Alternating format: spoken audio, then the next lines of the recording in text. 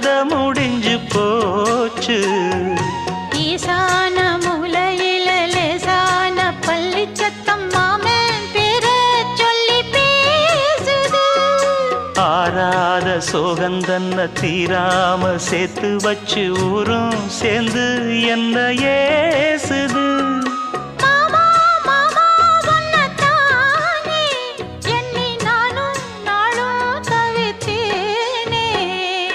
கூண்டுக்குள்ள என்ன வச்சு கூடி நின்ன ஊரை விட்டு கூண்டுக்குள்ள போனதென்ன கோலக்கிளியே.